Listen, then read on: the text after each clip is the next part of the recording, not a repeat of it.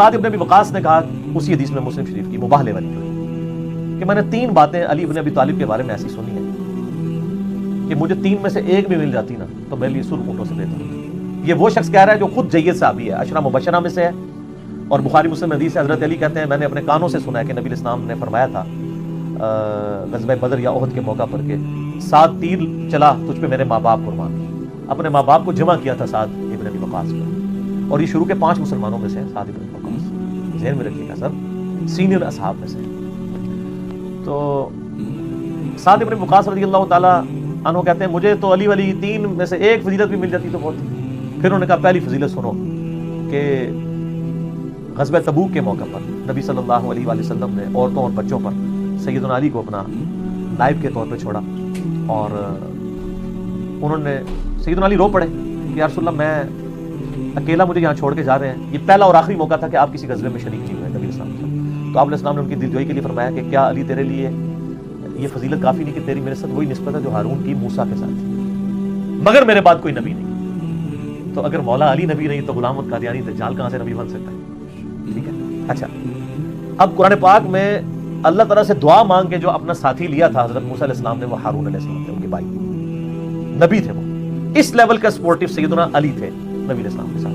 وہ طور پہ گئے تو موسیٰ علیہ السلام ہارون علیہ السلام کو چھوڑ گئے، نبی علیہ السلام تبوک پہ گئے تو مولا علی کو چھوڑ گئے۔ پھر کہا معاویہ دوسری فضیلت سن، غزوہ خیبر کے موقع پر آپ صلی اللہ علیہ وآلہ وسلم نے فرمایا تھا، فتح نہیں ہو رہی تھی، آپ فرمایا کل میں ایک ایسے شخص کے ہاتھ میں جھنڈا دوں گا جو اللہ اور اس کے رسول سے محبت کرتا ہے اور اللہ اس کے رسول اس سے محبت کرتے ہیں، یہ اس سے بڑی بات ہے۔ ہم تو سارے کہتے ہیں ہم اللہ رسول سے محبت کرتے ہیں، سر ہمیں یہ سرٹیفکیٹ اگر مل جائے کہ اللہ اور اس کا رسول بھی ہم سے محبت کرتا ہے، تو اس حدیث کے الفاظ ہیں سعد ابن ابی وقاص کہتے ہیں ہمیں پوری رات نیند نہیں آئی، کہ وہ خوش نصیب کون ہوگا؟ صبح ہوئی تو نبی علیہ السلام فرمایا علی کی طرف، تو اشوب چشم تھا، نبی علیہ السلام نے اپنے مبارک لعاب دہن ان کی آنکھوں میں لگایا، دعا دی، اللہ تعالیٰ نے فتح دے دی۔ اچھا یہ جو حدیث کے 2 پورشن ہے نا، یہ دونوں تیری میرے ساتھ وہی نسبت ہے جو ہارون کی موسیٰ کے ساتھ اور خیبر والی، یہ دونوں حدیثیں بخاری میں بھی ہیں، مولا علی کے فضائل والے چیپٹر میں شروع میں یہ 2 حدیثیں ہیں۔ اور مسلم شریف میں ایک اور طریقہ ہے کہ ابو ہریرہ رضی اللہ تعالیٰ عنہ کہتے ہیں، جس کے بارے میں آپ لوگوں کے ہاں پایا جاتا ہے کہ بغض اہل بیت، میرا اس پہ بھی کلپ چڑھا ہوا ہے۔ ابو ہریرہ روایت کر رہے ہیں کہ میں نے عمر ابن خطاب سے خود سنا تھا، صحیح مسلم میں ہے، سر پریشان نہیں ہونا، یہ ساری حدیثیں اس 5 کے اندر موجود ہیں، ٹھیک ہے، جو کچھ میں بیان کر رہا ہوں۔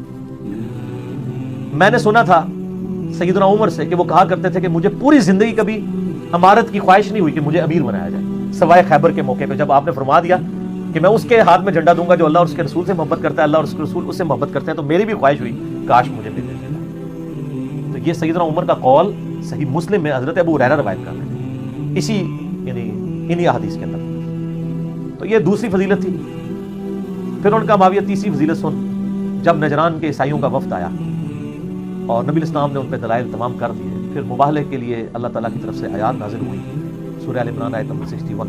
تو نبی الاسلام سیدنا علی، حسن، حسین اور فاطمہ علیہ السلام اجمعین کو لے کر آئے اور اللہ کے حضور دعا کی، اللہم ہؤلاء اہل بیتی، اے اللہ یہ میرے اہل بیت ہیں۔ تو یہ آخری مباہلے والا پورشن سناتے ہیں کہ حدیث کب بیان کی سعد ابن ابی وقاص نے، اس کے ساتھ کیا کیا چیزیں جڑی ہوئی تھی، وہ سر انجینئرنگ کے دور میں صرف بیان ہوتی ہیں۔ جب تک یہ انجینئرنگ کا دور شروع نہیں ہوا تھا نا، اس وقت تک یہ ساری کی ساری چیزیں قبض میں تھی، اب بست ہو چکا ہے، کھل چکا ہے سب کچھ۔ تو یہ پھر پوری کی پوری حدیث اس طریقے سے آپ دیکھ لیں کہ جو غدیر خم کی حدیث ہے نا، حدیث ثقلین عربی میں کہتے ہیں 2 بھاری چیزوں کو، وہ مسلم شریف میں ہم نے اپنے منہج میں بھی لکھا ہے۔ مسلم شریف میں اوپر تلے 4 حدیثیں ہیں، انٹرنیشنل نمبر کے مطابق 6225 سے 6228 تک۔ نبی الاسلام نے اپنی وفات سے 2 سے 2.5 مہینے پہلے مکے سے مدینے آتے ہوئے حجۃ الوداع سے واپسی پہ خم نامی گاؤں میں ایک خطبہ دیا، 17 یا 18 ذوالحجہ، کون سا بنتا ہے جی؟ 17 ذوالحجہ، 18 ذوالحجہ۔ تو وہ اس حدیث میں جو غدیر خم کی مسلم شریف میں آتی ہے، اب یہ دیکھیں ہماری مین اسٹریم کی کتاب میں تھی مسلم شریف میں، تو نبی الاسلام نے خطبہ دیتے ہوئے فرمایا، لوگوں آگاہ ہو جو میں بھی ایک انسان ہوں، قریب ہے کہ اللہ کا قاصد یعنی موت کا فرشتہ میرے پاس آئے اور میں اس کی دعوت قبول کر لوں۔ میں اپنے باتوں میں 2 بھاری چیزیں چھوڑ کے جا رہا ہوں، ان میں سے پہلی چیز اللہ کی کتاب ہے، تم اللہ کی کتاب کو پکڑو، اس میں ہدایت ہے، اس میں نور ہے، اس کتاب کو پکڑو، اپنا تعلق اس کتاب کے ساتھ مضبوط کرو۔ اللہ کی کتاب اللہ کی رسی ہے، جو اسے پکڑے گا وہ ہدایت پہ ہوگا، جو چھوڑ دے گا گمراہ ہو جائے گا۔ اور دوسری بھاری چیز میرے اہل بیت ہیں، میں اپنے اہل بیت کے معاملے میں تمہیں اللہ کا خوف دلاتا ہوں، اللہ کا خوف دلاتا ہوں۔ 3 دفعہ فرمایا کہ اللہ کا خوف دلاتا ہوں۔ امت نے نہ قرآن کو پکڑا اور نہ اہل بیت کو چھوڑا، پوائنٹ ٹو بی نوٹڈ۔ قرآن کو نہ پکڑا اور نہ اہل بیت کو زندہ چھوڑا۔ بالکل الٹ اس وصیت کے عمل کیا. یہ آپ نے خطبہ دیا ہے خم گاؤں میں. غدیر کہتے ہیں پانی کا جہاں پہ کوئی تالاب ہو. غدیر خم نامی گاؤں تھا جہاں پانی, جسے پرانے زمانے میں سفر کرنے کے لیے ایک جناب غدیر خم, پھر آپ دیکھیں وہ ایک ہے تو تالاب اور گاؤں ہی تھا. دنیا میں بڑے گاؤں بنے ختم ہو گئے, لیکن خم غدیر خم قیامت تک کے لیے زندہ ہے. ہمارے نبی کی نسبت حاصل ہوئی ہے صلی اللہ علیہ وآلہ وسلم. تو وہ گاؤں آج بھی موجود ہے غدیر خم, اور اس کی بازگشت پوری دنیا میں سنائی دے رہی ہے اس خطبے کی. وہ اصل میں آپ نے وہاں پہ صرف اہل شام اور اہل مدینہ رہ گئے تھے. آپ کو مستقبل کی خبریں اللہ نے بتا دی تھی, اس کے والے سے آپ امت کو آگاہ کر رہے تھے کہ میں اہل بیت کے بارے میں تمہیں اللہ کا خوف دلاتا ہوں. مسلم شریف میں اتنی حدیث ہے, لیکن یہ حدیث سنن نسائی الکبریٰ کے اندر بھی موجود ہے, مسند احمد میں بھی موجود ہے, جامعہ ترمذی میں بھی اس کا کچھ پورشن موجود ہے, امام ابن عاصم کی کتاب السنہ کے اندر بھی موجود ہے, مجموع الزوائد کے اندر بھی, مین اسٹریم کے اہل سنت کے آلموسٹ کئی کتابوں میں یہ حدیث موجود ہے. المعجم الکبیر طبرانی کے اندر بھی موجود ہے. پھر آپ علیہ السلام نے اس موقع کے اوپر مولا علی کا ہاتھ پکڑ کے صحابہ میں بلند کیا اور کہا من کنت مولہ فہذا علی مولہ. اور اس سے پہلے آپ نے آیت تلاوت کی النبی اولیٰ بالمؤمنین من انفسہم وازواجہ امہاتہم. نبی علیہ السلام مومنین پر ان کی جانوں سے بڑھ کر حق رکھتے ہیں اور نبی کی بیویاں امت کی مائیں ہیں. پھر آپ نے صحابہ سے پوچھا یار کہ اے میرے صاحب, اس آیت کے تحت کیا تم میرا حق ولایت, یعنی میرا جو حق ہے تم پر قربت کا, وہ مانتے ہو؟ صاحب نے کہا بلا یا رسول اللہ, کیوں نہیں. پھر آپ فرمایا من کنت مولا ہوں, جو پھر مجھے مولا مانتا ہے, مجھے اپنا آقا مانتا ہے, مجھے اپنے جان سے بڑھ کر عزیز سمجھتا ہے, تو پھر مولا علی کو بھی وہ مانے. پھر آپ نے اسی حال میں دعا کی اے اللہ اس سے محبت رکھ جو علی سے محبت رکھے, اس سے بغض رکھ جو علی سے بغض رکھے. یہ تو خیر الگ سے صحیح مسلم میں بھی حدیث ہے 240. مولا علی کہتے ہیں کہ مجھ سے نبی امی نے یہ عہد لیا تھا, اس ذات کی قسم جس نے جو ہے وہ دانے کو پھاڑ کر اناج اگایا اور مخلوقات کو پیدا کیا, نبی امی نے مجھ سے یہ وعدہ لیا تھا کہ اے علی تجھ سے محبت نہیں رکھے گا مگر مؤمن, اور تجھ سے بغض نہیں رکھے گا مگر منافق. صحیح مسلم 240. سیدنا علی کی جنگیں تینوں ہی مسلمانوں کے خلاف ہوئی ہیں, ان مسلمانوں کے جنہوں نے حاکم وقت کے خلاف بغاوت کی ہے. یہی وجہ ہے کہ سیدنا علی رضی اللہ تعالیٰ عنہ کی تمام جنگوں پہ آپ کو بخاری مسلم میں درجنوں احادیث مل جاتی ہیں. اور یہ میں نے جو واقعہ کربلا والا ریسرچ پیپر لکھا ہے 5P, جس میں 200 احادیث میں نے جمع کی ہیں, میں اکثر اس کا تعارف کرواتا ہوں. اس میں جنگ جمل صفین نہروان کے اوپر درجنوں احادیث بخاری مسلم سے موجود ہے. ایک تو ایک بنیادی حدیث جو جامعہ ترمذی, سنن ابی داؤد اور سنن ابن ماجہ کے اندر موجود ہے کہ نبی علیہ السلام نے اپنی وفات سے کچھ عرصہ پہلے خطبہ دیا, بڑا بلیغ, اور صحابہ کرام کہتے ہیں ہر آنکھ اشک بار تھی, اور یوں لگ رہا تھا کہ آپ علیہ السلام کا یہ الوداعی خطاب ہے, اور لوگ جو ہے وہ رو رہے تھے. تو آپ علیہ السلام نے فرمایا کہ تم میں سے جو کوئی زندہ رہا عنقریب وہ بہت اختلاف دیکھے گا, تو ایسی صورتحال میں تم میری اور میرے خلفائے راشدین کی سنت کو لازم پکڑ لینا, علیکم بسنتی و سنت الخلفاء الراشدین المہدیین, اور اپنی دانتوں سے اس کو, جڑوں سے, اس کی داڑوں سے مضبوطی سے پکڑ لینا, اور دین میں نئی نئی بدعات سے بچنا. ہر بدعت گمراہی ہے, اور سنن نسائی میں الفاظ ہیں کہ ہر گمراہی دوزخ میں لے جانا. تو خلفائے راشدین کی سنت کو پکڑنا اور ان کے مخالفین کو اہل بدعت کہنا, یہ نبی علیہ السلام نے خود فرمایا. یہ بدعت کی جو بنیادی ڈیفینیشن جو ہے, یہ کل بدعۃ ضلالہ و کل ضلالۃ فی النار, یہ ہے ہی بیسیکلی خلفائے راشدین کے خلاف ہے. اسی کانٹیکسٹ میں ہم سیدنا عثمان غنی رضی اللہ تعالیٰ عنہ کے خلاف جو بغاوت کرنے والے ہیں ان کو بھی بدعتی شمار کرتے ہیں, اور سیدنا علی کے خلاف جو بغاوت کرنے والے ہیں ان کا یہ عمل بھی بدعت ہے. اور سیدنا علی کے حوالے سے تو درجنوں احادیث موجود ہیں, میں نے اس ریسرچ پیپر میں ڈالی ہے. اس میں ایک وہ بنیادی حدیث جو ساری جنگوں کو کور کرتی ہے, وہ مسند امام احمد میں حدیث موجود ہے, المستدرک للحاکم میں موجود ہے, سنن نسائی الکبریٰ میں خصائص علی والے چیپٹر میں. نبی علیہ السلام اپنی ایک بیوی کے گھر سے باہر نکلے, اور صحابہ کرام کہتے ہیں ہمارے ساتھ سیدنا ابوبکر عمر بھی موجود تھے اور باقی اصحاب بھی. تھوڑی دور جا کے آپ علیہ السلام کی جوتی ٹوٹ گئی, تو آپ نے جوتی اتار کے اپنی سیدنا علی کو دی کاٹنے کے لیے, اور پھر کہتے ہیں کہ ہم چل پڑے پیدل. تھوڑی دور جا کے نبی علیہ السلام کھڑے ہو گئے کہ حضرت علی چونکہ جوتی کاٹ رہے تھے تو ان کا انتظار کرتے. اس دوران پھر آپ علیہ السلام نے فرمایا کہ دیکھو اللہ تعالیٰ نے مجھے قرآن دے کر مبعوث کیا, لیکن ایز اے لاسٹ ریزارٹ مجھے قرآن پاک منوانے کی خاطر کافروں سے قتال کرنا پڑا. لیکن تم میں ایک ایسا شخص بھی ہے کہ جسے اس قرآن کی تعبیر کی خاطر مسلمانوں سے قتال کرنا پڑے گا قرآن منوانے کے لیے. تو سیدنا ابوبکر نے کہا انا یا رسول اللہ, آپ فرمایا لا. حالانکہ آپ علیہ السلام کا تک یہ کلام نہیں تھا لا, آپ لا کو اوائڈ کرتے تھے آخری درجے تک. سیدنا عمر نے کہا انا یا رسول اللہ, آپ فرمایا لا, بلکہ وہ شخص ہے جو میری جوتیاں کاٹے. صحابہ دوڑے مولا علی کی طرف کہ آپ کے بارے میں یہ خوشخبری نبی علیہ السلام نے دی ہے کہ آن دا بہاف آف پروفٹ آپ مسلمانوں کے خلاف قتال کریں گے، جس طرح کہ نبی علیہ السلام نے قرآن منوانے کے لیے کافروں کے خلاف قتال کیا۔ تو سیدنا علی یہ بات سن کے صحابہ کہتے ہیں مسکرا پڑے، تو ہم سمجھ گئے کہ مولا علی کو یہ بات پتہ تھی کہ انہوں نے آن دا بہاف آف پروفٹ یہ جنگیں کرنی ہے۔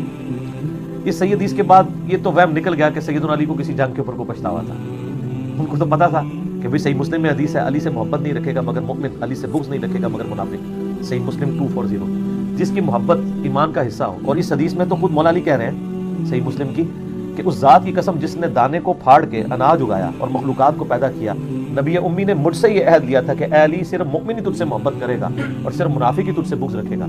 جس بندے کی محبت ایمان کا لٹمس ٹیسٹ ہو، اس شخص کو اپنے معاملات میں کیسے شک ہو سکتا ہے؟ ہو ہی نہیں سکتا۔ باقی یہ المصنف ابن ابی شیبہ میں جو روایتیں آتی ہیں کہ سیدنا علی جنگ جمل کے بعد روتے تھے، وہ اس لیے نہیں روتے تھے کہ ان کو یہ تھا کہ میں نے کوئی جنگ غلط کی ہے، وہ اس لیے روتے تھے کہ کاش مسلمانوں میں جنگیں نہ ہوتی۔ جس طرح کہ سورہ مریم میں آتا ہے کہ سیدہ مریم کو جبرائیل نے آگے عیسیٰ علیہ السلام کی بشارت دی، اس کے بعد تو شک نہیں ہونا چاہیے تھا، لیکن جب حضرت عیسیٰ کی ولادت ہوئی تو وہ کیا کہتی ہیں، کاش میں بھولی بسری ہو گئی ہوتی، مجھے دن نہ دیکھنا پڑتا کہ میں اپنی قوم کا سامنا کیسے کروں گی۔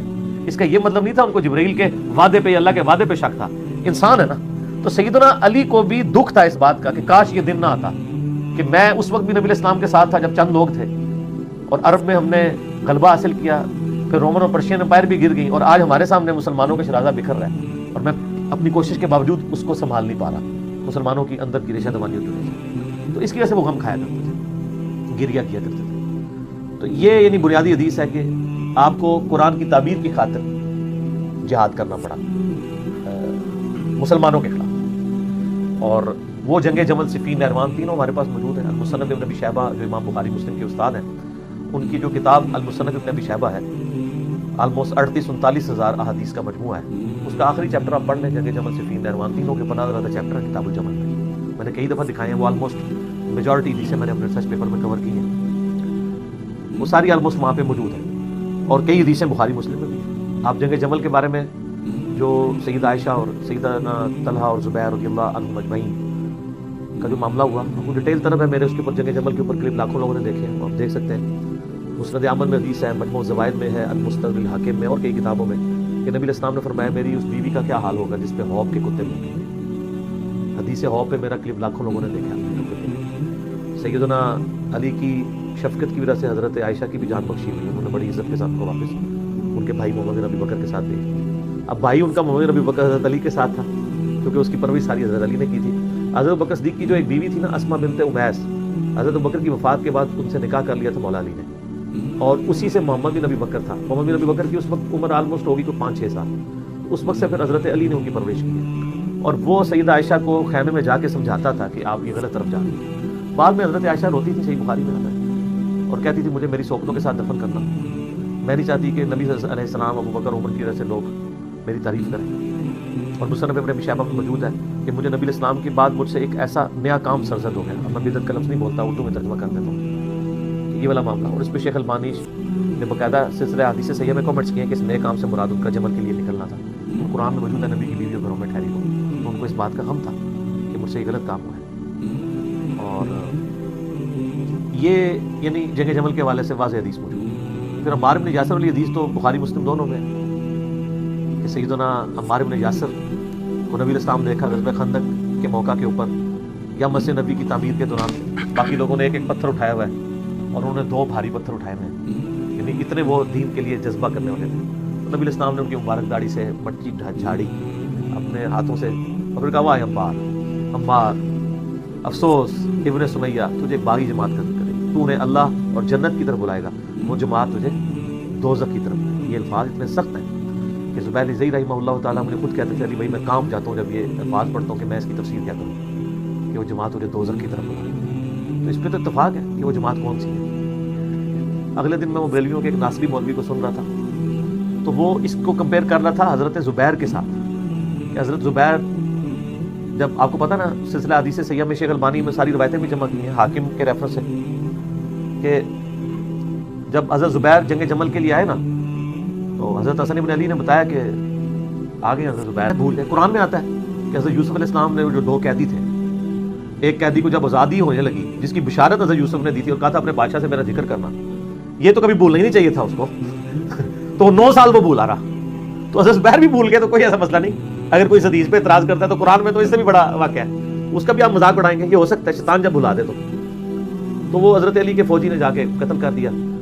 جب حضرت علی کو خبر پہنچی تو انہوں نے کہا کہ میں زبیر کے قاتل کو جہنم کی اشارت دیتا ہوں, کیونکہ نبی اسلام نے فرمایا تھا کہ زبیر کا قاتل دوزخ میں. تو وہ شخص پھر کہنے لگا ہم آپ کی خاطر, ان کا میں نے تمہیں بھیجا تھا اسی لیے طاعت امیر کا حکم ہے. تو وہ پھر خارجیوں میں شامل ہو گیا. تو وہ ناسبی مولوی جو ہے نا وہ بریلویوں کا, وہ کہتا ہے کہ جی اس بنیاد پہ پھر آپ حضرت علی کی پارٹی کو بھی پھر دوست کی پارٹی کہیں, کیونکہ حضرت علی نے خود ہی کہا ہے کہ زبیر کا قاتل جو ہے وہ دوست کی ہے. زبیر کے قاتل کو دوست کی کہا ہے نا, اس قاتل کی جماعت کو تو دوست کی نہیں کہا. اس کو تو مولا علی خود کہہ رہے ہیں. یہاں الفاظ ہے کہ عمار کو ایک باغی جماعت قتل کرے گی, اس پوری پارٹی کو جو مولا علی کے خلاف کھڑی ہے باغی جماعت دوزخ کی طرف لانے والی کا. تو آپ دیکھیں چھوٹے چھوٹے فرق کے ساتھ یہ منطق لڑا کے کس طرح انالوجی سیم بنانے کی کوشش کرتے ہیں. ٹھیک ہے, تو یہ کیا سمجھتے ہیں لوگ گھاس کھاتے ہیں, ہمیں نہیں پتا کہ آپ دو بالکل ڈیفرنٹ چیزوں کو ایک بنا کے پیش کر رہے ہیں. تو یہ کلپ میں نے حالیہ دنوں میں دیکھا تو وہ ایک ٹی وی چینل پہ, ایک انگلینڈ سے ٹی وی چینل چلتا ہے, تو وہ ناسبی بیٹھ کے تو اس طرح کی باتیں کر رہا تھا. تو جاہل آدمی مطلب پتہ ہی نہیں ہے کہ دو چیزوں ڈیفرنٹ چیزوں کو آپ ایک طرف ایک انڈیویجول ہے, ایک طرف پوری جماعت کو کار. حالانکہ وہاں بھی ایک انڈیویجول بھی تھا, مسند احمد میں موجود ہے, ابو الغادیہ نام کا بندہ ہے, صحابی ہے, اور عام صحابی نہیں ہے, صلح حدیبیہ کا صحابی ہے. اور مسلم شریف میں حدیث ہے کہ جو لوگ جنہوں نے بیعت رضوان میں میرے ہاتھ پہ بیعت کیا ان کو دوزخ کی آگ نہیں چھوئے گی. یہ حدیث مسلم شریف میں ہے, ابو داؤد میں بھی ہے, صحیح مسلم میں بھی موجود ہے. ابو الغادیہ جو ہے وہ اصحاب شجرہ میں سے ہے. لیکن اس حدیث کے تحت دوسری طرف مسند احمد میں خود ہی ابو الغادیہ کا چیپٹر آپ نکال لیں. ابو الغادیہ پوری زندگی روتے تھے کہ مجھ سے عمار ابن یاسر کا قتل ہو گیا, اور وہ کہتے تھے کہ نبی اسلام نے تو فرمایا تھا عمار کا قاتل اور مال لوٹنے والا دوزخ میں. وہ روتے تھے. اچھا, اب جو ناسبی ہیں وہ کہتے ہیں کہ نہیں, عمار کا قاتل اور مال لوٹنے والا دوزخ میں ہے. تو ابو الغادیہ جو ہے نا, چونکہ اس کو فضیلت حاصل ہو چکی ہے اصحاب شجرہ کی, لہذا اس پہ فٹ نہیں ہوگا. حالانکہ خاص دلیل سے عام ختم ہوتی ہے, عام دلیل سے خاص چیز نہیں ختم ہوتی. وہ عام دلیل ہے, یہ خاص ہے. ٹھیک ہو گیا, یہ خاص چیز جو ہے اس کو عام دلیل سے ختم کر رہے ہیں. ویسے دوسری جگہ جو ہے نا, ان کو جب کہنا وَإِذَا قُرِئَ الْقُرْآنُ فَاسْتَمِعُوا لَهُ, تو کہتے ہیں یہ تو عام ہے. خاص یہ ہے لا صلاۃ لمن لم یقرأ بفاتحۃ الکتاب, تو کہتے ہیں اس سے وہ عام ختم ہوتا ہے. ادھر انہوں نے اپنے قانون ہی الٹ کر دیا, عام چیز سے خاص ختم کر دیا. ایون ابن حجر اسقلانی نے بھی کیا. شیخ البانی رحمہ اللہ جو محدث اعظم سعودیہ تھے, پھر سعودیہ سے بھی چلے گئے. محدث اعظم سعودیہ اس لیے کہا جاتا ہے کہ سعودیہ کا مفتی اعظم بن باز کہتا ہے کہ میں نے نیلی چھتری کے نیچے اس سے بڑا حدیث کا کوئی عالم نہیں دیکھا. اس وقت مدینہ یونیورسٹی میں, ام القرآن یونیورسٹی مکے کے اندر سارے استاد جتنے ہیں وہ سارے شاگرد ہیں شیخ البانی کے. تو شیخ البانی رحمہ اللہ نے پھر ابن حجر اسقلانی کے اوپر گرفت کیا. انہوں نے کہا کہ یہ بہت غلط اجتہاد آپ نے کیا ہے. جب نبی علیہ السلام اس کو کہہ رہے ہیں کہ مار کا قاتل اور مال لوٹنے والا دوزخ میں ہے, تو اب اصحاب شجرہ والی جو فضیلت ہے اس سے وہ باہر نکل گئے, کیونکہ یہ اسپیسیفائی ہو گیا نا, یہ خاص دلیل ہوگی. ٹھیک ہے, باقی وہ دوزخ میں ظاہر ہے ہمیشہ کے لیے نہیں رہیں گے, یہ تو ہم بات نہیں کریں گے. جس نے کلمہ پڑھا الٹیمیٹلی ایک دن اپنا عذاب بھگت کے جنت میں چلا گیا. لیکن ابو الغادیہ صحابی بھی ہیں. مسند ابو الغادیہ پورا چیپٹر ہے مسند امام احمد میں, اور وہ مسند ابو الغادیہ نکالیں تو اس میں یہی ساری حدیثیں ہیں, ان کی رونے کی اور یہ کرنے کرانے کی 4-5 حدیثیں ٹوٹل. ٹھیک ہے, حدیث کی کتابوں میں. تو وہ پوری زندگی روتے تھے اور کہ بھی عمار کا قتل مجھ سے ہو گیا. ان کو بھی یعنی اس چیز کا احساس ہو گیا, لیکن ان پہ صرف فٹ نہیں ہوا. بخاری کی حدیث ہے 2812, عمار کو ایک باغی جماعت قتل کرے گی. حالانکہ قتل تو ایک بندے نے کیا ابو الغادیہ نے, اور وہ رو بھی رہا ہے کہ میں نے انڈیویجول نے کیا ہے, لیکن پوری جماعت کو رگڑے میں آ گئی ہے, اس لیے کہ وہ جماعت جو ہے نا اصل میں وہ ایک بغاوت کے اوپر ہے. ٹھیک ہو گیا نا, اس نے پورا سٹانس لیا ہوا ہے. اس لیے تو المصنف ابن ابی شیبہ میں موجود ہے نا کہ مولا علی کہتے ہیں جب ان سے اہل صفین کے بارے میں پوچھا گیا, میں نے اس پمفلٹ میں بھی ڈالا ہے, انہوں نے کہا میں امید کرتا ہوں کہ میرے ساتھی تو ہے ہی جنتی, کیونکہ انہوں نے خلیفہ راشد کی طرف سے قتال کیا اور شہید ہوئے. میں امید کرتا ہوں میرے مخالفین بھی وہ اللہ تعالیٰ ان کو معاف کر دے گا جن کو ان کے سرگراں نے ورگلایا. پھر قیامت والے دن معاملہ اللہ کی بارگاہ میں میرے اور معاویہ کے درمیان طے پائے گا. ٹھیک ہے نا جی, یہ حصہ چھپا دیتے ہیں. یہاں پہ کچھ اہل حدیثوں نے نا یعنی حضرت علی کے مخالفین کے دفاع کے لیے کتابیں لکھی ہیں نا, تو وہ اتنے ہی لکھتے ہیں کہ دیکھیں حضرت علی تو خود کہہ رہے ہیں کہ میرے بھی جنتی ہیں, مخالفین بھی جنتی ہیں. آخری الفاظ نہیں نکالتے کہ پھر معاملہ میرا اور معاویہ کے درمیان طے پائے گا. ٹھیک ہے نا, یہ بھی حضرت علی کی اسیسمنٹ ہے. ہو سکتا ہے کہ صرف حضرت معاویہ والا معاملہ نہ ہو, باقیوں کا بھی ہو. یہ ان کی ایک امید ہے, انہوں نے کہا مجھے امید ہے, وہ تو اللہ نے فیصلہ کرنا نا, آخرت کا فیصلہ تو ہم یہاں بیٹھ کے دنیا میں کرتے ہیں. دوسری طرف المصنف ابن ابی شیبہ میں مولا علی نے قنوت نازلہ بھی پڑھی ہے, اللہم علیک بمعاویہ و شیعہ, اے اللہ معاویہ اس کے شیعہ کو برباد کر, عمرو ابن عاص اور اس کے شیعہ کو برباد کر, جو ہے ابا سلمی اور اس کے شیعہ کو برباد کر، ان کو تو انہوں نے معاف نہیں کیا. اہل جمل کے بارے میں تو آپ نے مطلب نرم رویہ رکھا ہے، کیونکہ ظاہر ہے وہ حضرت طلحہ بھی چھوڑ گیا، المسلی الحاکم میں آتا ہے، تو مروان نے خود ہی ان کے گھٹنے میں تیر مار دیا کس سے جانگا مار کے، تو اہل جمل کو بھی معاف کر دیا. اور آپ اہل نہروان والوں کے بارے میں آ جائیں تو بخاری مسلم میں حدیثیں ہیں کہ نبی علیہ السلام نے فرمایا تھا کہ اس طرح کی ایک قوم نکلے گی، اور جب میرے یعنی اس ماننے والوں میں مسلمانوں میں 2 گروہ بن جائیں گے، تو ان میں سے جو گروہ اقرب الی الحق ہوگا وہ قتال کرے گا اس خوارج کی جماعت کے ساتھ. وہ روئے عرض کے سب سے بہترین لوگ ہوں گے، وہ خوارج کے خلاف لڑنے والے، مولا علی کے ماننے والے لوگ جو جنگ نہروان ہوئی ہے. اب یہ اقرب الی الحق سے وہ پھر لیتے ہیں، کہتے ہیں جس سے پتہ چلا دوسرا بھی حق پہ ہے. نہ دوسرا حق پہ ہو تو بخاری کی وہ حدیث کہاں جائے گی کہ دوزخ کی طرف بلانے والی جماعت، باغی جماعت. اقرب الی الحق جو ہے یہ عربی کا سٹائل ہے. پھر میں نے اس پمفلٹ پہ باقاعدہ اس کا جواب دیا ہے کہ اس سٹائل کی یہ تو آیت ہے نا، سورہ ال عمران کی آیت نمبر 167 ہے. غزوہ احد کے موقع پر اللہ تعالیٰ نے منافقین کے لیے کہا کہ وہ اس وقت کفر کے زیادہ اقرب تھے ایمان کی نسبت. تو اس کا مطلب منافقین میں ایمان بھی تھا؟ نہیں، منافق تو ہوتا ہی کافر ہے. تو کہا اقرب، یہ اقرب کا مطلب حق والا اس کے تحت.